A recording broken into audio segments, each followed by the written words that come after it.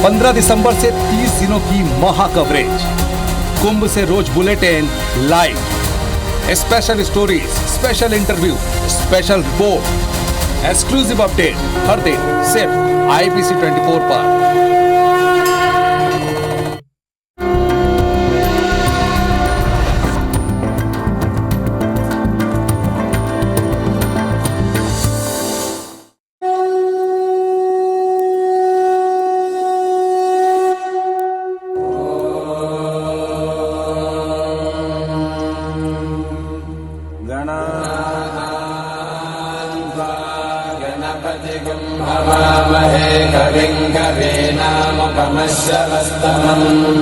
कहते हैं कि त्रिवेणी संगम में स्नान मात्र से मोक्ष की प्राप्ति हो जाती है और इसी त्रिवेणी संगम में इस बार 13 जनवरी से 26 फरवरी तक होने जा रहा है विश्व का सबसे बड़ा धार्मिक आयोजन, जिसे हम कहते हैं महाकुंभ।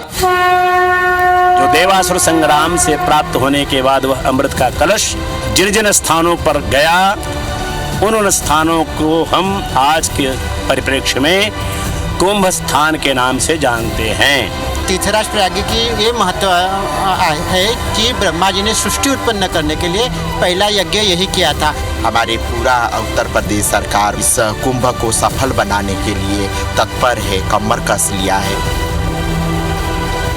दिव्य होगा, भव्य होगा, अतुलनीय होगा, ऐसा ये दिव्य कुंभ होगा। आपके चैनल के माध्यम से मैं यही कहना चाहती हूँ कि जो भी श्रद्धालु आए तो इसको कम से कम ध्यान रखें कि इस कुंभ को स्वच्छ और एकदम साफ सुथरा बना के रखें। कुंभ क्षेत्र की में तो तैयारियां चल रही हैं, लेकिन क्या पूरा प्रयागराज भी तैयार है महाकुंभ को होस्ट करने के लिए? इस शहर को जहाँ से प्रयागराज में श्रद्धालु प्रवेश करेगा, वहाँ से लेकर के मेला क्षेत्र तक की टोटल व्यवस्था उन्होंने पहले भी की और इस बार भी अभी तक पूरा प्रयास चल रहा है। IBC 24 आज आ पहुंचा है तीर्थ नगरी, तीर्थराज प्रयागराज की धरती पर, और ये जल है गंगा जमुना सरस्वती का पावन पवित्र जल। कहते हैं कि त्रिवेणी संगम में स्नान मात्र से मोक्ष की प्राप्ति हो जाती है और इसी त्रिवेणी संगम में इस बार 13 जनवरी से 26 फरवरी तक होने जा रहा है विश्व का सबसे बड़ा धार्मिक आयोजन, जिसे हम कहते हैं महाकुंभ। 144 वर्षों के बाद इस बार महाकुंभ का आयोजन हो रहा है और ये दिन बेहद खास रहने वाला है, ये आयोजन बेहद खास रहने वाला है। कहते हैं कि भारतीय संस्कृति में सबसे ज़्यादा महाकुंभ को माना जाता है, सर्वोच्च स्थान होता है सनातन में इस कुंभ का। और इसी कुंभ की भव्यता क्या है, लक्ष्य क्या है, और इसके साथ ही इस नए स्वरूप में कुंभ को इस बार जानने की कोशिश IBC 24 की टीम कर रही है। और आज हम आ पहुँचे हैं यहाँ प्रयागराज की धरती पर, तो यहाँ संतों से बात करेंगे, महामंडलेश्वरों से बात करेंगे और जानेंगे कि इसकी सार्थकता क्या होती है। हमारे साथ में इस वक्त मौजूद हैं श्रृंगबेरपुर पीठाधीश्वर श्रीमद जगतगुरु रामानुजाचार्य महाराज जी, श्री नारायण आचार्य शांडिल्य जी महाराज। मैं आपका स्वागत करती हूं आज हमारे अतुल्य कुंभ में। परम पूज्य स्वामी चंद्रदेव जी महाराज, संरक्षक संत संघ श्री सच्चा बाबा आश्रम आरेल प्रयागराज, आपका भी बहुत बहुत स्वागत है, प्रणाम आपको। महंत गोपाल दास जी महाराज, निर्वाणी अखाड़ा प्रयागराज, आपको भी मैं प्रणाम करती हूँ। हमारे साथ प्रदीप पांडे जी हैं, त्रिवेणी आरती के अध्यक्ष, आपका भी बहुत बहुत स्वागत है आज हमारे इस कार्यक्रम में। राजेंद्र पालीवाल जी प्रयागवाल अध्यक्ष हैं, आपका भी बहुत बहुत स्वागत। और इसके साथ ही हमारे साथ किन्नर अखाड़ा की महामंडलेश्वर कौशल्या नंदिनी जी हैं, आपका भी बहुत बहुत स्वागत है। 12 वर्षों के बाद कुंभ, और इस बार कहा जा रहा है कि 144 वर्षों के बाद महाकुंभ का आयोजन किया जा रहा है। तो सबसे पहले तो मुझे लगता है कि जो दर्शक भी होंगे आज अतुल्य कुंभ के माध्यम से जानना चाहते होंगे कि क्या महत्ता है इस महाकुंभ की। सबसे पहले मैं स्वामी जी आपसे जानना चाहूँगी कि इसकी महत्ता इतनी ज़्यादा क्यों है महाकुंभ की, और महाकुंभ इसे क्यों कहते हैं? ये कुंभ की परंपरा, कुंभ का शाब्दिक अर्थ है घट, और घट का पर्यायवाची या विशेषार्थ है अमृत घट, अमृत कलश। जो देवासुर संग्राम से प्राप्त होने के बाद वह अमृत का कलश जिन जिन स्थानों पर गया, उन स्थानों को हम आज के परिप्रेक्ष्य में कुंभ स्थान के नाम से जानते हैं, जिनमें 4 स्थान हैं। सबसे बड़ा तीर्थराज प्रयाग, दूसरा हरिद्वार, तीसरा उज्जैन और चौथा नासिक। इन चारों स्थानों में कुंभ के महापर्व का दिव्य और अतुलनीय अवसर आया करता है। इस समय विद्यमान में इस संवत्सर में अर्थात 13 जनवरी से लेकर के जैसा हमारी भगिनी ने कहा, ये महाकुंभ का अवसर तीर्थराज प्रयाग के पवित्र पावन क्षेत्र में आयोजित होने वाला है और हो रहा है। यह कुंभ महापर्व न केवल मनुष्यों के लिए अपितु देव दनुज किन्नर नर श्रेणी सबके लिए, समस्त जीव जंतुओं के लिए परम पुण्यदायक और फलदायक है, मोक्षदायक है।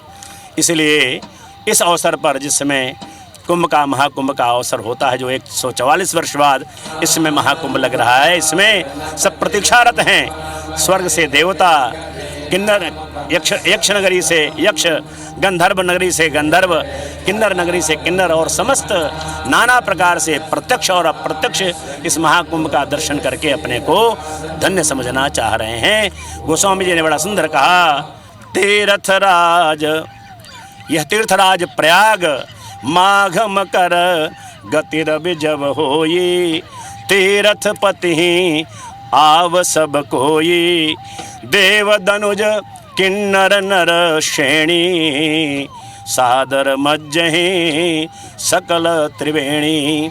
ऐसा जो अवसर आ रहा है, इस अवसर के लिए हम सब प्रतीक्षारत हैं। भगवान से प्रार्थना है यह कुंभ का अवसर 144 वर्ष बाद जो होने जा रहा है, यह पुण्यतम अवसर बड़ी शालीनता से, बड़ी सुरक्षा से और बड़े ही सुव्यवस्था से संपन्न हो जाए, यह मंगल कामना है। गंगा जमुना सरस्वती का संगम हो और संतों की वाणी हो, इससे खूबसूरत और मनमोहक और अलौकिक और क्या हो सकता है। जैसा कि महाराज जी ने कहा कि 4 जगहों पर कुंभ का आयोजन होता है, लेकिन इन चारों में सबसे ज़्यादा महत्व कहते हैं कि प्रयागराज में कुंभ का होता है। ऐसा क्यों? क्योंकि यहाँ तीनों महानदियों का, गंगा यमुना सरस्वती जी का संगम होता है। और तीर्थराज प्रयाग की ये महत्व है कि ब्रह्मा जी ने सृष्टि उत्पन्न करने के लिए पहला यज्ञ यही किया था। प्र माने प्रथम, याग माने यज्ञ। जहाँ सृष्टि निर्माण के लिए प्रथम याग हुआ वो प्रयाग, इसलिए यही से सृष्टि का आरंभ हुआ है। यहाँ ब्रह्मा जी द्वारा स्थापित दशाश्वमेध महादेव मंदिर है। गंगा यमुना जी के तट पे अनेक देवी देवताओं ने अपने अपने स्थान निर्माण किए हैं। इंद्र ने भी यज्ञ करने के बाद यहाँ राजपद प्राप्ति के लिए यज्ञ किया था और शिव जी की स्थापना की थी। तो ये पवित्र नगरी है, यहाँ किया हुआ दान पुण्य अक्षय रहता है और अलौकिक दृष्टि से लोग इसकी आभा से चमत्कृत रहते हैं, अपने आप इसके ओर खींचते आते हैं कदम। तो इस बार 40 करोड़ श्रद्धालु इस महाकुंभ में आने की संभावना है। और एक देवी देवता का रूप ही समझिए आप, रमते राम, जोगी, जिनके पास कुछ भी वस्त्र नहीं है, खाने के लिए नहीं है, वो भी लालयित रहते कि हम कब कुंभ में जाके गंगा यमुना सरस्वती का स्नान करें और दिव्य आत्मानुभूति प्राप्त करें। वैसे तो कहते हैं कि पूरे वर्ष भर त्रिवेणी संगम में जिसने स्नान कर लिया उसे मोक्ष की प्राप्ति हो जाती है, तो फिर कुंभ की महत्ता और ज़्यादा कैसे बढ़ती है? जी जय श्री महाकाल। सबसे पहले तो कुंभ में सारे देवी देवताएं गंगा मैया के तट पे आ जाते हैं, तो आप यहाँ पे स्नान करने से आपको पुण्य मिलता है। और ये गंगा मैया का एक भी यहाँ पे कल्पवास भी होती है। कल्पवास में जो भी आके कल्पवासी लोग करते हैं तो उनको मोक्ष प्राप्ति होता है। एक भी यहाँ के रेती आपके शरीर पे लग गया तो आप पुण्य हो जाते, धन्य हो जाते हैं, आपका सारा जो पाप है वो दूर हो जाता है। तो इस मान्यता के साथ यहाँ पे कुंभ में सभी कोई आते हैं, स्नान करते हैं। जैसे अभी महाराज जी ने बोले, देव दनुज किन्नर नर श्रेणी, सादर मज्जहि सकल त्रिवेणी। तो ये प्रयागराज बहुत ही कुंभ के वजह से बहुत महत्वपूर्ण जगह है।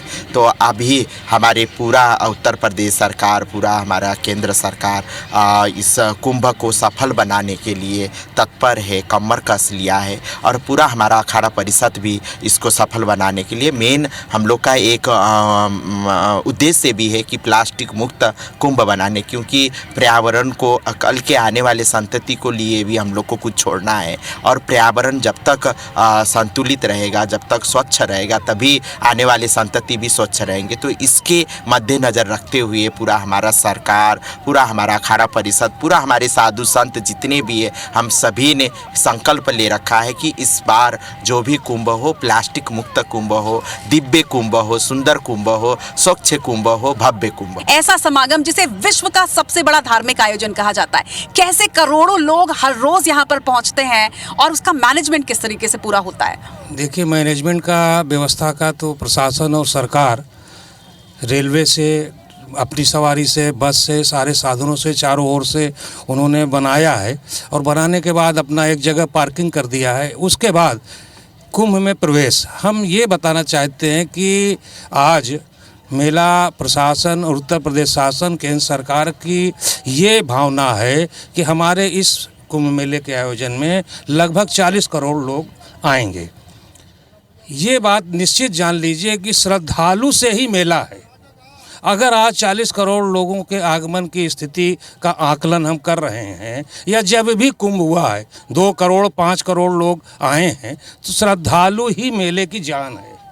हम सब लोग तो यहीं रहते हैं, संत महात्मा, हम, हमारे यहाँ अखाड़े सभी रहते हैं, सभी 12 महीने वर्ष पर्यंत स्नान भी करते हैं, पूजन भी करते हैं। लेकिन वो कुंभ का जो अवसर है, वो कुंभ का अवसर का लाभ लेने के लिए जब देवता आते हैं, किन्नर नर इतने लोग आते हैं, यक्ष आते हैं, तो उसी को जान करके, उसी की महिमा गरिमा को मान करके ये श्रद्धालु भी उसी क्षण का लाभ लेने के लिए एकत्र होते हैं। शहर बहुत अच्छा बन रहा है।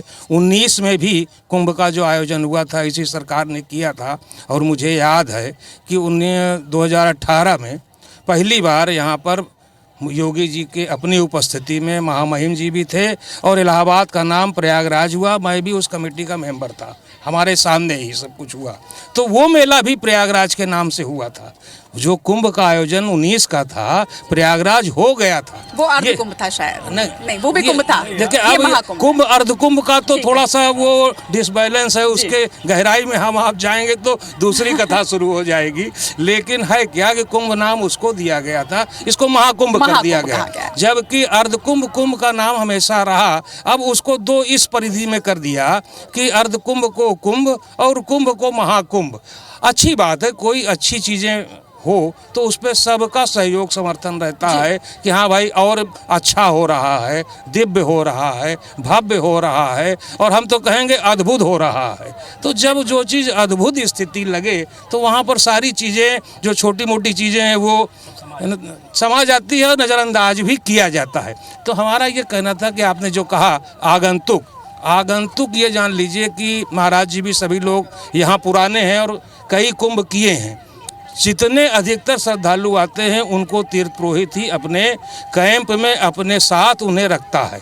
40 करोड़ लोग आएंगे तो उसमें से आप मान लीजिए कि 30 करोड़ लोग तो तीर्थ पुरोहित के यहाँ रहेंगे, क्योंकि उनके जन्मांतर से संबंध है, पारिवारिक संबंध है हमारा और श्रद्धालु का एक दूसरे का रिलेशन है कि जो 12 महीने भी आते हैं, 12 महीने यहाँ 20,000 आदमी आते हैं डेली।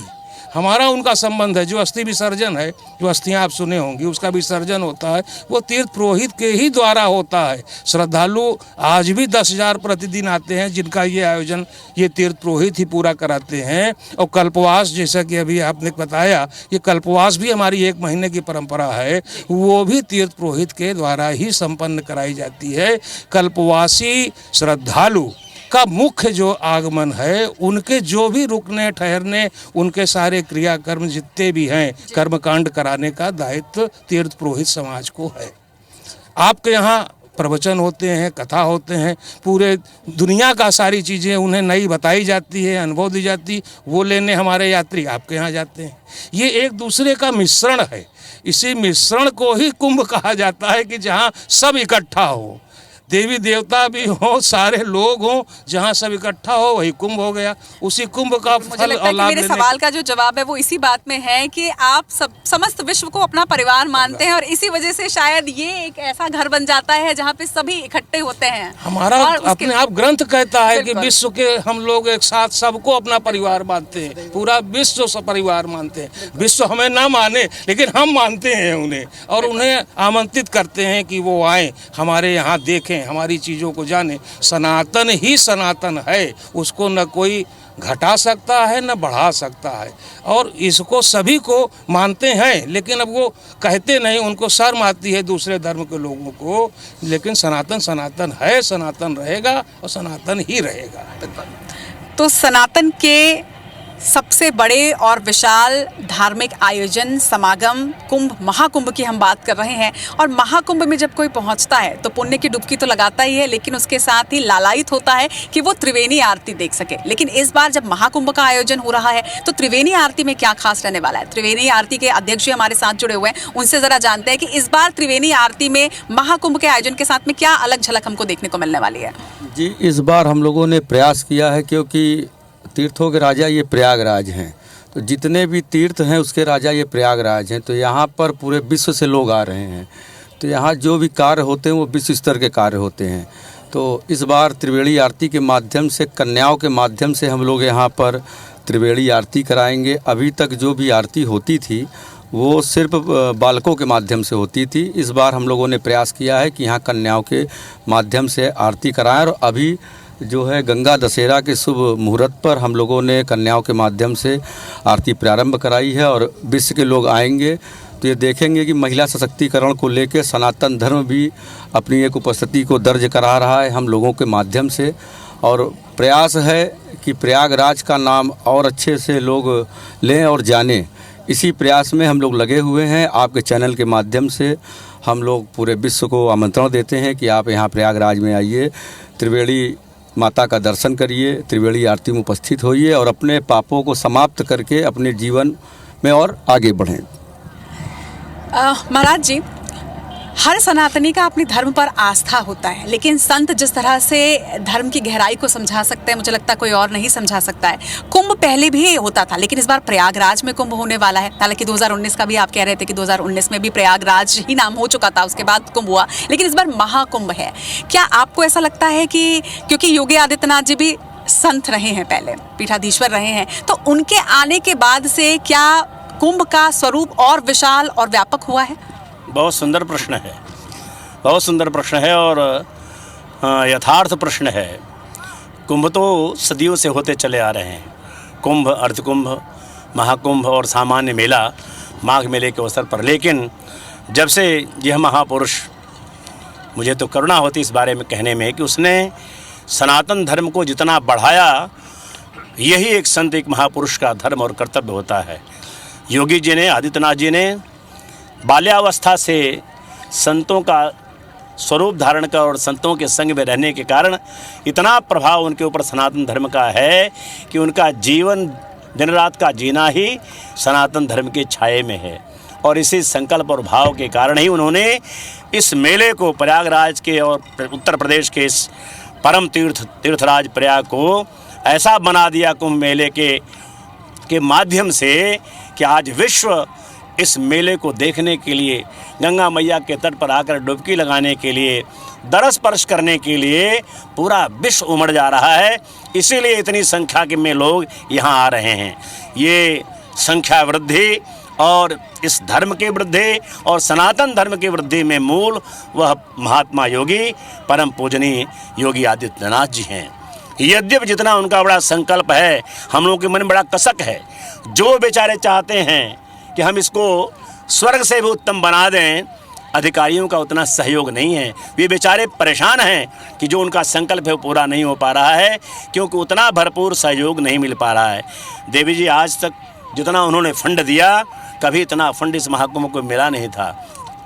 इसमें तो ऐसी अद्भुत नगरी बस जाती कि अगला कुंभ आने के लिए कोई भी व्यक्ति होता उसे उतना परिश्रम ही न करना पड़ता। यह नगरी इतनी सज धाती, पूरे विश्व पटल पर दुल्हन के समान ही चमकती रहती।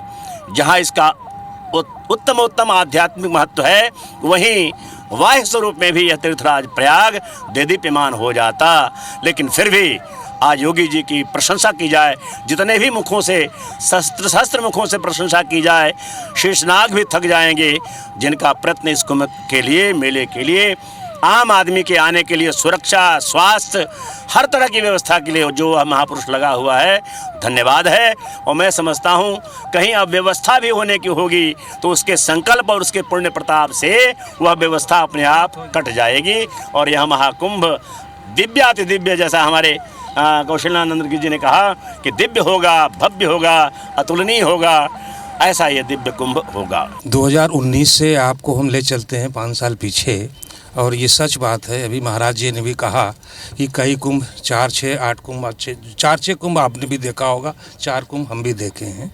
और ये बात बिल्कुल सच है कि जो वर्तमान मुख्यमंत्री जी अपने पहले कार्यकाल में, पहले कुंभ में जितनी बृहद योजना रूप में इस शहर को, जहाँ से प्रयागराज में श्रद्धालु प्रवेश करेगा, वहाँ से लेकर के मेला क्षेत्र तक की टोटल व्यवस्था उन्होंने पहले भी की और इस बार भी अभी तक पूरा प्रयास चल रहा है कि हमारा प्रवेश जहाँ से प्रयागराज जिले का हो रहा है, वहाँ से श्रद्धालु यहाँ तक बिना किसी कठिनाई के सीधे वो अपने आप चलाए। उसे मालूम होता रहेगा कि संगम कितना दूर है, त्रिवेणी कितनी दूर है, कितना हमें। और पहला मेले में बराबर हम लोगों की बैठक हो रही, हम लोग ये बात उठाते भी हैं कि श्रद्धालु को कम से कम चलना पड़े अपने वाहन के बाद, सवारी के बाद, तभी बहुत सुंदर होगा। और इसका पूरा प्रयास वो कर रहे हैं कि 2 किलोमीटर, 3 किलोमीटर,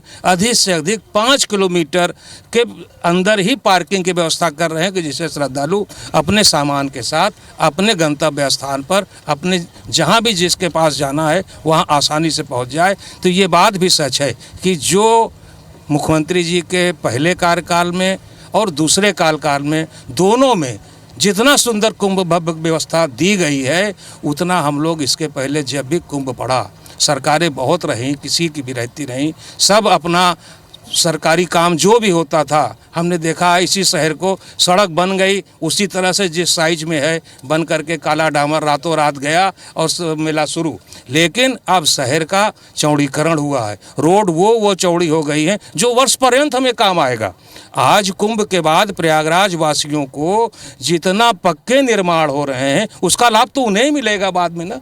यात्री तो श्रद्धालु आएगा, 1 महीने के अंदर आएगा, 15 दिन बाद चला जाएगा, या अधिक से अधिक 1.5 महीने का मेला, उसके बाद तो प्रयागराज वासी ही इसका पूरा उपयोग करेंगे ना। तो उनको भी धन्यवाद करना चाहिए कुंभ को कि कुंभ के आयोजन के कारण मुख्यमंत्री जी द्वारा इस पर इतना ध्यान दिया गया है जितना कभी किसी मुख्यमंत्री ने आज तक नहीं दिया। और बार बार वो आते भी हैं, इसकी मॉनिटरिंग भी करते हैं और पूरा प्रयास करते हैं कि जो उनकी सोच है कुंभ की व्यवस्था की, वो सोच सार्थक हो। यही हम लोगों की प्रार्थना है। तो इस बार विश्व का सबसे बड़ा, सबसे विशाल, सबसे भव्य ये जो आयोजन होने वाला है, अपने आप में बेहद खास होने वाला है। लेकिन प्राचीन नगरी में और प्राचीनता और आधुनिकता का संगम क्या इस महाकुंभ को कहा जा सकता है? आपसे मैं इसका जवाब चाहूँगी। सबसे पहली बात तो ये है कि जहाँ पर अभी आप हैं, यहाँ पर यहीं पर आप देखिए तो 3 पार्ट है गंगा, यमुना, सरस्वती का। और अभी जिस पार्ट पर हम लोग हैं ये प्रयागराज का पार्ट है। और यमुना पार्ट आते ही, जैसे ही यमुना जी का पार्ट सामने आता है तो तीर्थ बदल जाता है, इधर से भी उधर से भी। तो गंगा के पार जो है आप काशी क्षेत्र है और यमुना पार चित्रकूट धाम है। तो जहाँ पर तीनों का मिलाप हो रहा है, त्रिवेणी संगम, यहाँ पर हर प्रकार के लोग आएंगे और भव्य दिव्य स्वरूप से कुंभ होगा। सबसे पहली बात मैं आपके चैनल से बताना चाहूँगा कि प्रयागराज का ऐसा स्वरूप बदलेगा, ये प्रयागराज वाले ही नहीं जानते थे। आज कुंभ के वजह से सड़क चौड़ीकरण को लेकर, सुंदरता को लेकर जो व्यवस्थाएं योगी जी यहाँ पर दे रहे हैं, हम लोगों ने कल्पना नहीं की थी कि ऐसी व्यवस्थाएं मिलेंगी। और सबसे बड़ी बात यह है कि प्रयागराज इसके लिए तैयार हो रहा है कि जितने लोग 40 करोड़ लोग जो आ रहे हैं यहाँ प्रयागराज में, चाहे वो गांव के लोग हों यहाँ के, चाहे वो शहर के लोग हों, सभी लोग एक तैयारी कर रहे हैं। अंदर से एक तैयारी चल रही है कि जो लोग भी आएंगे उसका हम लोग स्वागत सत्कार करेंगे। और जिनके भी मकान है, ज़मीन है, तो वो यात्रियों के लिए यहाँ पर वो समर्पित भी है। तो यहाँ पर एक तैयारी बहुत अच्छी चल रही है। सरकार की जो तैयारियाँ चल रही वो तो चल ही रही हैं, साथ ही साथ यहाँ पर संतों की, तीर्थ पुरोहितों की, यहाँ व्यवसाय करने वालों की और जो यहाँ के नागरिक हैं, सभी लोग तैयारी यहाँ पर कर रहे हैं कि जो 40 करोड़ लोग आएंगे, क्योंकि ये छोटी मोटी बात नहीं है और सबके सहयोग से ही वो यहाँ पर आएंगे, सुचारू रूप से आएंगे और यहाँ पर स्नान करके वापस जाएंगे। और इसके साथ ही साथ प्रयागराज में जो यहाँ के लोकल लोग हैं, काफ़ी बड़ा यहाँ पर भंडारा चलता है। तो जैसे भी महाराज जी ने ये बात कही, सत्य कही, क्योंकि ये अन्न क्षेत्र है यहाँ पर, तो यहाँ पर अन्न की कमी नहीं है और जो कमियाँ हैं उसको शहरवासी साथ में मिल के इसकी पूर्ति करेंगे। ये यहाँ पर तैयारी चल रही है। मुझे लगता है वसुदैव कुटुंबकम के मूल मंत्र के साथ इस महाकुंभ का इस बार आयोजन हो रहा है। प्राचीनता, आधुनिकता, भव्यता, विशालता सब कुछ नजर आने वाली है और इसी की एक झलक आज अतुल्य कुंभ में हमने आपको दिखाई। संतों की वाणी से जो सार्थकता हमने समझी है वो बेहद खास है। IBC 24 की टीम ने आज एक झलक आपको दिखाई है और IBC 24 लगातार हर तस्वीर इस महाकुंभ की आप तक पहुंचाता रहेगा। नमस्कार।